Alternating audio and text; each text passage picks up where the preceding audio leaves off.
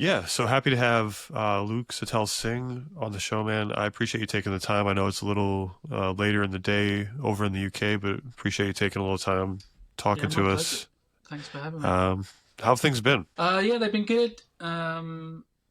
It's sort of my life at the moment is all babies. So I've just had my first son. Well, we're 9 months in, so it's kind of yeah. The early chaos is changing into something slightly less chaotic, but it's still all kind of world is changed in lots of ways. But yeah, Yeah. we're coping. It's good. It's fun. Yeah, I can imagine. I mean, for obviously, I'm sure you've heard this a ton, but congratulations. I know that's it's huge. Yeah, So I think it's mad. maybe the easiest place to start this is, just kind of tell everybody.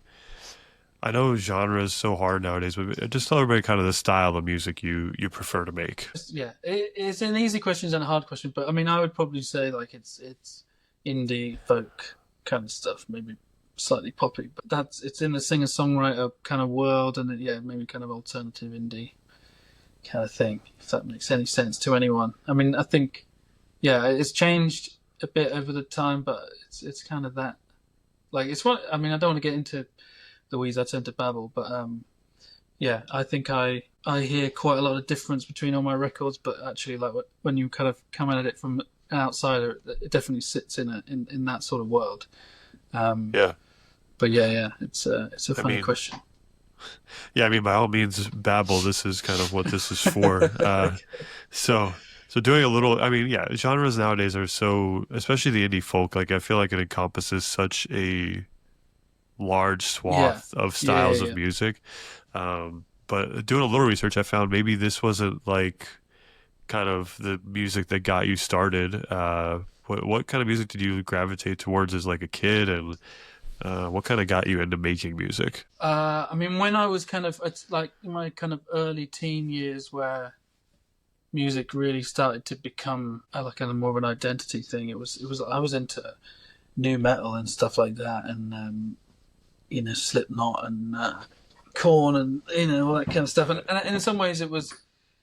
I mean, I talk about that phrase a lot, but it wasn't super significant to me. It was kind of like it was a kind of socially significant and kind of a group of friends, and we all like that kind of thing. And in that sense, it was really significant. But like in terms of where I am now and like what really moved me to kind of create. It was I was deep in that scene, but then I discovered Damien Rice, who was this Irish singer-songwriter, huge album called it was like 2000 I want to say 2001. I'm terrible with dates, that's probably really wrong, but yeah, that I remember as like a TV ad for that, and it kind of I just remember knocked my socks off. I was just like, what is it? It never really engaged with kind of more somber, like acoustic based music, and I just was like, I'm going to do that. I want to do that, and I kind of I had an electric guitar at the time, and my brother had an acoustic, and I was like, still the acoustic. Never didn't really touch my electric for years after that. Just wanted to learn all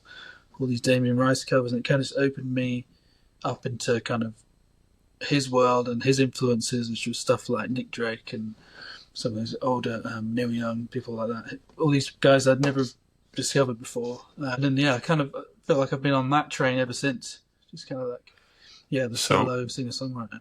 well, yeah. So in terms of, I guess, just Damien Rice, right? So what's I'm not super familiar, if I'm being honest. What's your favorite Damien Rice song? Oh, well, I mean, it's funny because I don't really like him anymore. No, it's not. I mean, I do, but it's like my tastes, I feel like have changed quite a lot. But I mean, Hmm. at the time, he still has some bangers. I mean, The Blower's Daughter is just a glorious song. Such a simple song. And Cannonball was kind of like, I think, the big radio song. Might have been the first song I heard. Hmm. So yeah, probably one of those two I would pick for kind of importance to me early on. Gotcha. Cannonball or The Blower's Daughter. So I think when people think indie folk, they find the music to be maybe a little more sad than usual, right? So Mhm. what is it about like about depressing music or sad music you would call it is kind of like attracts you to it? Like for me, it's like a cool sense of understanding, or like a maybe if I don't have a friend at the moment to like talk to, it's like a good way of, maybe not feeling alone. What about you? Yeah. I think it's those things. I mean, it's just one of those.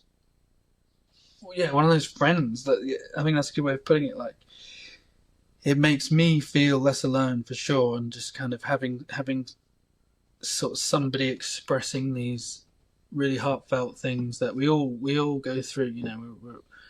We're all on this kind of crazy ride of being alive, being human, and like we all have our like different flavors of life. But I feel like emotions are kind of, and the things that we go through all tie us together, and there are all these universal sorrows and heartbreaks and things like that, and that you can really when you find a good song that kind of speaks to you, it can really make you feel understood. And there's something about, I mean, you could apply the same thing to like joys and stuff, but I don't know, there's something about pain specifically that seems to be more moving or something, or like just maybe more lasting, or just more feel more significant, somewhat, that kind of just draws me to that. And I'm quite a melancholy guy. I just sort of gravitate to the melancholy side of life, and find a lot of poetry there. And so I mean, as a kind of listener to music, that's what I resonate with. And then as a writer, it just like, it just kind of, there's just a lot there to kind of get your teeth into as a writer, just like pain and suffering and heartbreak and stuff. It's just fun, Right. fun stuff. The fun stuff, yeah, yeah. I mean, I especially recently, the sadder songs, I feel like I connect with more. I'll remember more than Yeah, like yeah, yeah, a yeah. happy song.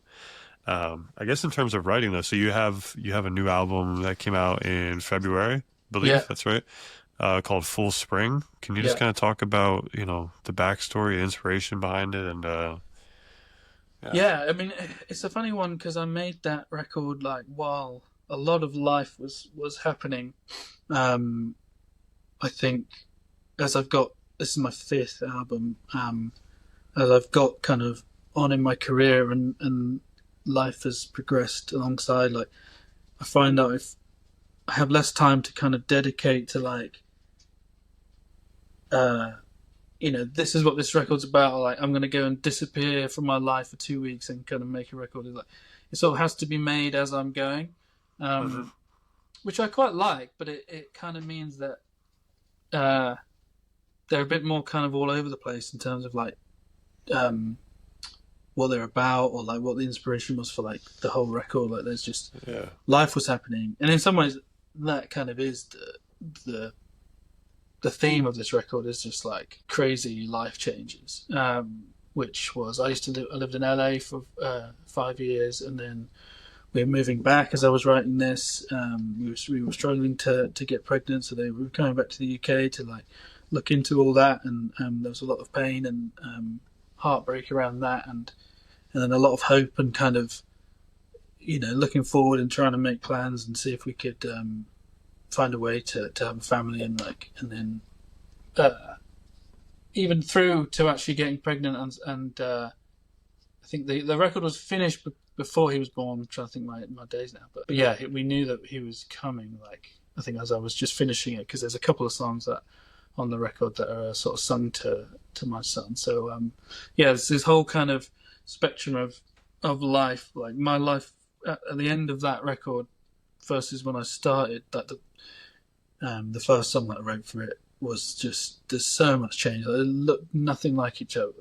The same life pretty much. So kind of Yeah. went from LA, sunshine and fun and adventure, and like COVID as well, but to kind of Cambridge, and having a boy on the way, new place, new everything. So yeah, I'd say change is a big theme, and then also kind of from a sort of more creative point of view, it was my first record that I just made pretty much on my own. I kind of dabbled in self production before, and the last record I did was as close as that as I could muster at the time. But I co-produced it with a friend of mine out in LA, and we just kind of found a little studio and made that. But this one was just like, because of, I always wanted to make a record on my own, but also I had to this time as well. So it was like, it's kind of a good kind of a necessary thing that I had to just bite the bullet and be like, no, I can do this. I can do this. So I had a little studio in London that I recorded most of it in, and so there was a lot of kind of time spent on my own in there, which was also quite therapeutic because, as I say, we were going through a tricky time, me and my wife. So it was kind of a chance for me to escape some of that and just kind of get my head down into music and kind of studio world. And I'm a bit of a nerd, so I can get quite caught up in gear and microphones and like things like that. But I kind of needed that at the time, so it was a real cathartic thing to be able to just concentrate on something that I could control, and that I could kind of put all this questions and pain and sort of troubles into my songs and have that outlet. So yeah, that's sort of how this record came about. Yeah, I think those like, especially when you're going through some of those distractions, like mean so much, especially when it's putting into something like you love like that. Like Yeah, I can only imagine how absolutely therapeutic that had to be. yeah, So yeah. you mentioned it was kind of like multiple points in your life. So in listening through it, my favorite song off of it was a song called "Saint and Thief." Uh-huh. I would just love a little more backstory on that one, if you could. Yeah, I let me try and I can't remember where any of these songs came from.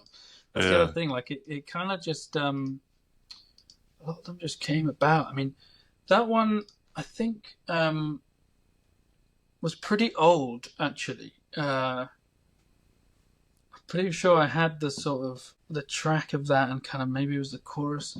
A lot of these songs, and this is different for me totally. But, I used to be very, very quick with my songwriting. Like if a song didn't really get finished very quickly, it wouldn't see the light of day. Nothing. Yeah. I find it really hard usually to go back to old ideas and kind of keep working on them.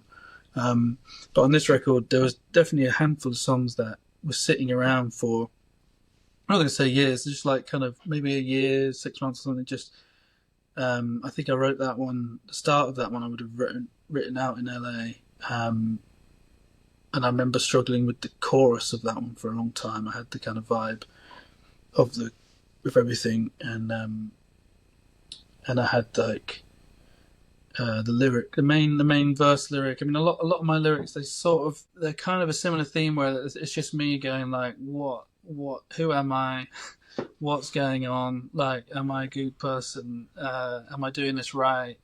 And I think as I get older and older, like that question never really answers itself. It's always just like keeps asking Yeah. the same thing. Like that's sort of kind of where the saint and thief idea is. Just like what, am I good? Am I bad? Am I doing things the right way and all that kind of stuff? So, and I think that song. I think the chorus of that. Maybe I had at least 2 or 3 different choruses to that song that just didn't work. They weren't clicking for whatever reason. And then I think the final thing, because I kind of wrote that with Dan, my friend Dan, who helped on the last album, Dan Kroll, who's a great friend and songwriter and artist. I think if I get really stuck, I really trust his ears, so I just sent him this track and was just like, it needs a chorus, man. I just need a chorus melody. I'm just like so in the weeds here, and this is kind of partly the problem of working alone as well, when you just get completely just like lost sometimes. Just like, is this good? I don't even know. Maybe this is good, but I'm just can't see anything at the moment. So you have to get some fresh ears. And Dan just threw me like a voice memo of like a little of the melody that then just became the chorus. So, but yeah, that's sort of how that rambly way of explaining how that song came about. You're good. So I think do you find it difficult to like, you talk about this, am I good? Am I not? Do you find it difficult to look back and see like the good things you've done or like the successes you've had? Are you more of a, you're so deep in the forest, you can't see, can't see everything? I'm not good at looking back at all. I mean, I can do every now and again, but it just doesn't sort of, I don't know. I'm just not able to sort of sit and smile and think about all the great things I may or may not have done. And then and I'm also quite bad at looking at the future too. But I'm not. It's not so much that I'm like the sort of the holy grail of like living in the present and like loving every moment. It's more like I'm just worried about the present all the time. But Yeah, I hear you. I'm not very good at thinking more than like 2 weeks ahead in my life, or really looking back much at all. But yeah, it's I think it's one of those things. Like I know that I'm a fairly decent person, and I know that I've like done some good things, achieved some nice things, and blah blah blah. But yeah, it's just still just kind of like an existential question that I always have going around my head. Is like, what's the point? Is this worth it? Am I worth anything? And maybe it's a question a lot of us have, but yeah, Yeah, I mean, yeah, I'm literally, I feel like the same person in that sense. I can, like, looking back and seeing, like, what I've done is like, oh, that's a little weird. And then, looking forward a couple weeks, like, more than, like, yeah, like you said, a couple weeks is, like, very hard for me to even yeah, focus yeah. on. And then, yeah, just constantly worried about the next two The next weeks. bit, yeah, yeah, Um, so yeah. you've been releasing music for over a decade now, which is amazing. Has your approach to music, sorry, not to age you a little bit in your music career, has your approach to making music changed, and how does it kind of fit into your life now? Yeah, I mean, I kind of touched on that with like, yeah, like albums sort of have to just Mm. happen now, like as Yeah, as and when, and I sometimes I'll mourn that. I mourn just kind of being able to focus 100% on songs and music, and but now they kind of the songwriting happens in the margins. I mean, and that's kind of been happening for a while, but like ever since my son was born, it's just like it's next level where you just have to find these moments, later at night, or like just times where he's napping or like whatever, and where you can just kind of,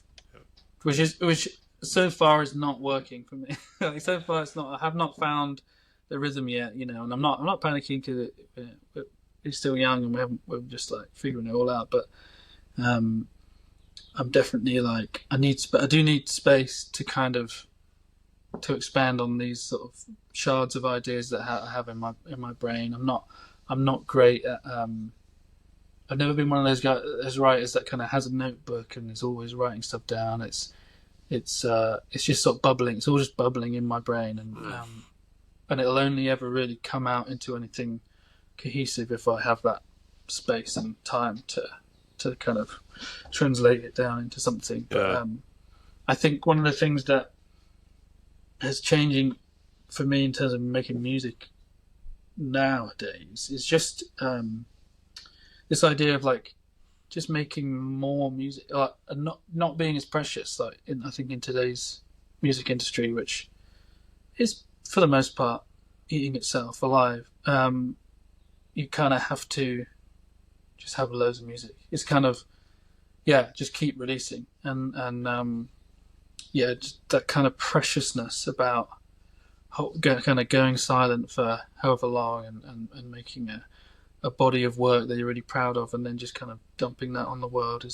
doesn't really work anymore. Which I think is a shame, but I'm just trying to sort of like be where I am in the world, and kind of not like be a kind of old curmudgeon and think about how it used to be better. And right. I kind of feel like because I've been doing this for quite a while, I kind of came up probably post like the glory days of music, and then it's sort of pre Spotify when I first started, and then obviously it's like Spotify's kind of everything now, and change, and even how Spotify works for us is changing daily. It feels like so. It's that's the hardest lesson I'm learning. It's just like no, I don't have to. And they're going to try and just like make a track. Like there's no. I was talking to a friend of mine, another singer-songwriter. Like there's no reason why we couldn't be writing and producing a song a week, and kind of not necessarily releasing them every week, but like having building up that much kind of music without thinking that we're going like quantity over quality, because you know what some of these songs on my record would have taken that long to write. It's not Yeah, like it doesn't have to take so long and be laboured over forever. That's not like a prerequisite of quality. Like it can just come out quite quick and fully formed. So yeah, I'm just trying to sort of see if I can embrace that somehow and find a way to make that work where I feel good about putting out a lot of music, just constantly, because Yeah. it's my job. I'm a musician, so it shouldn't be too. The idea that I can only release like 10, 12 songs every 2 years is a bit stupid when you, when you think about it. Like, this is how I've always done it, but it's actually like, when you think about it, that's not really that much music. Right. And I know I could do a record a year, like, as a goal, and I don't think it would be unattainable. But it's it's just a whole different way of kind of doing it. Yeah. Which it's confusing, but It, it's kind of exciting too. yeah, it feels like with like, kind of how social media is this very like attention based Yeah, situation. It feels like music is kind of turned to that where you're right. Like if you're not, it feels like if you're not constantly releasing music, you're sort of losing out in a way, yeah, yeah, yeah, for better yeah, or for worse. And it is kind of weird how, yeah, artists, not weird how artists will do it, but singles like feel like the thing nowadays. yeah, Album like the art of the album feels a little lost at times, but yeah, yeah, yeah. um, maybe it's just like a wave, kind of like we'll get past it at some point. Yeah, Um, maybe.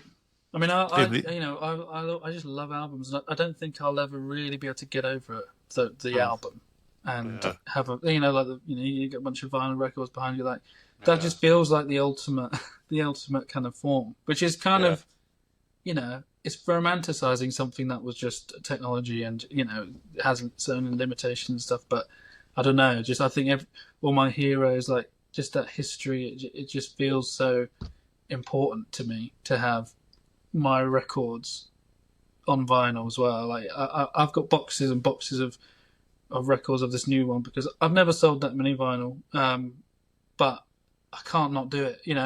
And right, from a financial point of view, from a business point of view, I probably shouldn't have bothered doing vinyl on my new one. But it's just like, no, I have to, right, I have to have it, and I want to be able to like pass it down to my son and maybe possibly like grandchildren, and just yeah, have those like physical representations of yeah, my work. So yeah, I don't know. It's a tough one to get your head around, but yeah, we'll see it'll all change in another like whatever 10 years yeah, or something. Who knows what's going on? But yeah. I mean, so kind of, with as busy as your life is, and on top of being a musician, father, husband, in terms of like the social media piece, where do you stand on it? How do you kind of fit it into your routine? Is it a necessary evil hmm. kind of situation? Yeah, I do a bad job, is what I do. I do a yeah, I'm pretty bad at it, and yeah, I haven't really figured it out. I'm kind of depending on the last time I've spoken to my label and my kind of digital team at the label, who've given me a kind of kick up the bum. I might be kind of have some fresh energy, and it kind of lasts for a couple of weeks, and then I just kind of Yeah. fall off the wagon again because it's just not me. It's just not my brain. I don't know how to do it in a way that feels good. I'm just not much. I'm not a sharer. Like it's kind of going back to what we were saying about like what how it works now. The album not really making sense. Like the album makes sense to me, and not sharing very much of myself makes sense to me. Like being a mystery. Yeah. I didn't know anything about most of the people that I love to listen to. I don't care, and I would kind of respect them less if they were doing selfie videos to the camera and like TikTok, memes and Right. stuff. Like it kind of undermines the thing to me a little bit. Yeah. So it's sort of from a completely personal point of view, I don't engage in that, so I don't really want to do it, and I don't. It doesn't feel authentic to do it, but this is the world. This is who we are. This is where it is, and Yeah. to get people to give a crap about what I'm doing, it makes sense. Like there's a lot of music, there's a lot of things for people to commit their time to. So it's sort Yeah. of if you're not on there in some way, you can't really complain that you might not have an audience or something. So yeah, it's a real tricky one, and I just hope that something changes, because I don't think it's sustainable. As much as it's the way it is, I think it's just too much. It's too much to do. Yeah. Yeah, Uh, especially I mean, especially for artists, right? Like it's you spend enough time, I feel like, pouring yourselves into the music you make, and then having to deal with touring and yeah, everything yeah, else yeah, on top of it, and then having to do what literally could be a full-time job on top of that. It yeah. feels, yeah, you're right. It does feel unsustainable. And it's And like, I don't know. I'm sure this applies to loads of artists that do social media well, but I pour so much of myself, as you say, into my music and my songs that like I don't like have a ton left to put on yeah, on like social media stuff. right.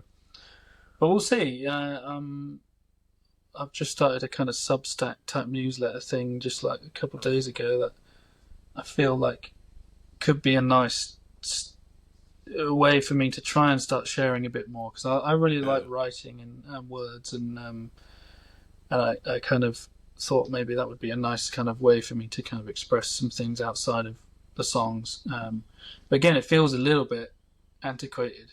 I know like Substack is quite big at the moment, but like um, yeah, it still doesn't feel like it's not TikTok. Basically, I think my label will still be like, yeah, that's cool, do Substack, but also, nah, you got to do that, and you got to do the TikTok right. and the other stuff. So Yeah, yeah, yeah. Substack is definitely gaining some pace here for sure, especially recently. yeah, Feels like the people who kind of like-minded like yourself don't want to consume that type of stuff will go there and do a little more reading and yeah.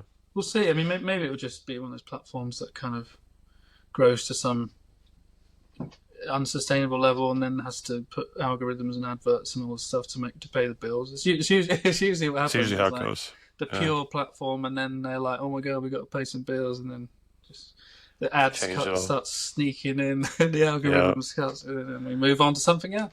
yeah, And then yeah. I hear yeah, you. Is there a? I like asking artists who, particularly like yourself, is there an added pressure with making music as Luke Sital-Singh as opposed to somebody? Do you ever like look back and think maybe I should have picked like a stage name instead to oh make mate, music under every day, every every day. day? No, well, it's funny because I used to. So I had a yeah, I had a moniker.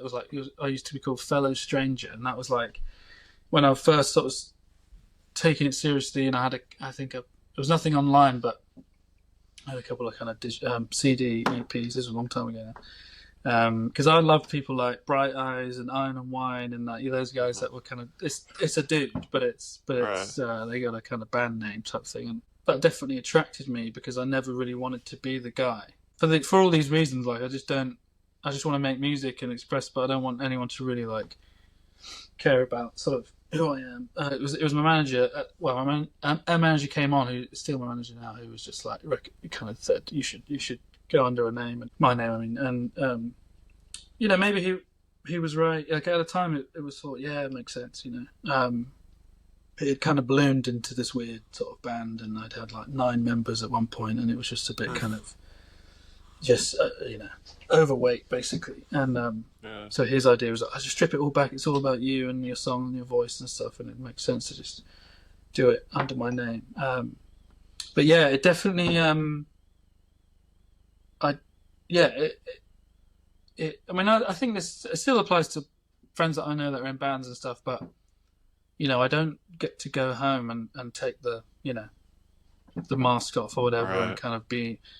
And my name is quite unique, so definitely there was moments when I was a bit more in the spotlight, where it was just like hard to not be that guy as well. Just like so even maybe if it just had a kind of stage name that was a normal name, but just wasn't my actual name, Yeah. might have been nice. But yeah, I do sometimes think, wonder how I would feel, and like from a mental health point of view, and just kind of being able to kind of turn it off and not Yeah. live or die with everything that happens from a kind of Yeah. identity point of view. Yeah. That It's funny. I talked to a couple people like Donovan Woods had literally the same sentiment where he's like, Yeah, man, I wish like that'd be the one thing I'd go back and change. And obviously like I do a bunch of social media and mine's under it's like a variation of my last name and right. uh I feel okay about that. I feel like I can still kind of take it off at times, like you said. That pressure isn't always there. But Yeah, yeah, I can imagine making music under my own name would be yeah a certain way. You got to like live up to it a little bit, and it's good and bad, I think. yeah, yeah, Um, yeah. so kind of moving into what let's into your entire catalog. What song that you've made are you most proud of? I mean, I could answer it two ways. Like, I love the. In general, I tend to love the last thing that I made, and in general, the last two records as a whole, I think are the best things I've ever made. From just a creative point of view, and I just think I really kind of was on a hit my stride. I think if I was to talk about pride in sort of in an impact of a song, I think I have a song called "Killing Me," which I don't think I'd ever write today, but uh, was a very meaningful song for me when I wrote it. It was about my grandma and sort of her grief, missing my granddad. It's a song about grief and moving on, um, past that and living on without your soulmate, basically, like really happy stuff. And it just it kind of had closest thing to sort of like a hit, I suppose, if it really wasn't a hit in any kind of radio or like commercial sense, but it found its way into TV shows and different things, and I got like was invited to do a TED talk about it at one point, and kind of it just like it touched a lot of people, and I got like a lot still today like get messages from people who it's really helped them, kind of like what we were saying about sad songs, like it really helped them in their Yeah, grief, and just like, which is probably one of the hardest things to go through. I would probably wager in life, and so to have been a comfort for so many people with a song like that is yeah, something I'm very proud of and very kind of humbled to have been able to do. So yeah, probably like that, and I'd probably pick that song if I was not trying to be too kind of, oh, my new music is better than my old music, but but like that song is definitely, it's been the most successful in a way that yeah. if I'm going to define success as something more than money and finance and fame, like it's been a song that has moved people and helped people. I think that one is the most successful in that sense. Yeah, I mean, I think that's yeah, like you said, kind of outside of financials. I feel like that's all you could ask for as an artist Yeah, is to just impact somebody. So I live my life in music curation and kind of suggesting music. So I love asking artists to, what about a song or an artist that you've just kind of been, obsessed with recently? yeah, that's a good question. I'm just going to open up because my mind goes blank. But the one that came to I can't remember it because it's a brand new artist that I could not get enough of. I can't remember her name. It's just really good. But yeah, I don't know how I discovered this record. Mali Velasquez. You heard of her? I don't think so. This came out in 2023, actually. I'm Green I think it's a debut record, Mali Velasquez. So good. Just like, Yeah, kind of in that sort of young, indie, folky, kind of angsty thing. But yeah, like, I'm a little bit bored of that in general. But I think I heard her sort of take on it, and I just thought this feels like the best kind of one I've heard for a long time. Like, yeah, she seems quite young. I don't know how old she is. Maybe she's actually not young at all. But yeah, I did that kind of for something I'd never, because I don't discover. I'm not great at discovering new music. I'm quite kind of. I just like what I like, and it's usually right. 70s singer songwriter. But yeah, occasionally I find something that's like contemporary and stuff like that. Fuck, that's great. So yeah, she'd Yeah, be one that I would love to, because I don't think she's particularly big, or I don't know what her story is, but Yeah. Mali Velasquez, Cool. really Amazing. good. I think she's Yeah. Nashville based, I think. Yeah, her record I'm Green, really good, really cool. Okay. Yeah, I'll have to. I love. Yeah, I'll have to give it a listen. So I guess in kind of wrap it up. Let's talk about what you have coming up. What are you excited about? What can we look forward to? Good question. I think I've got to figure out something else to do, and music wise, I've got that's the other thing. Kind of going back to what I was saying about keep releasing. Yeah, I released this record in February. It feels like ancient. It feels like years ago now. Like I've got kind of thinking like, gotta have something else. Gotta have something else. So I've got a few tracks that I'm working on and some remixes that have been done on some of the album stuff and alternative versions. So it's just kind of figuring out that with my team about what might be the best thing to keep the record kind of pushing the record out there, because it can just sort of it can drop away so fast, and it's kind of a bit a bit of a shame that you kind of put so much effort into these things, and then it just you kind of release it into the world of however 50,000 tracks a day world or whatever it is that gets released on Spotify, and it just kind of like you just see it kind of have its moment, and then just kind of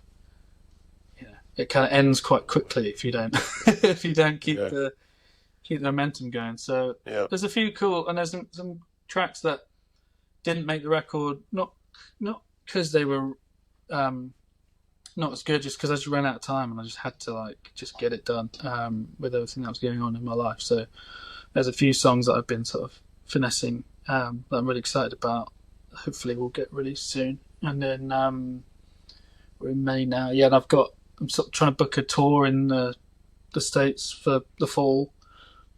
So that's pretty close to being finished, and we'll be announcing that soon, I imagine, getting that on sale. But it's kind of, September, I think. Can't remember the exact dates right now, but sort of a couple of weeks in across just like the main, gets rude to the other one states, but like the touring cities that people tend to go to. Sure. Yeah, I get it.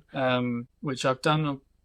I've done it before, but I haven't not for a while. So that would be nice to get back over there. And then I think it ends in LA or something. So it'd be nice to go back to LA. I haven't been back since we left. So so that's the kind of main things. I've been doing a bit more production for other artists. So there's a few records that I've been working on, and which I really like. I haven't really spoken about that much, but that's a big part of sort of my energy is that kind of world, and putting some of my time into some other projects and stuff. So there's a few of those that hopefully will come out soon. There are a few things. Amazing, man. Well, I appreciate you taking the time again today, and can't wait to hear what's coming up next, man. Thanks a lot, Matt. Appreciate you.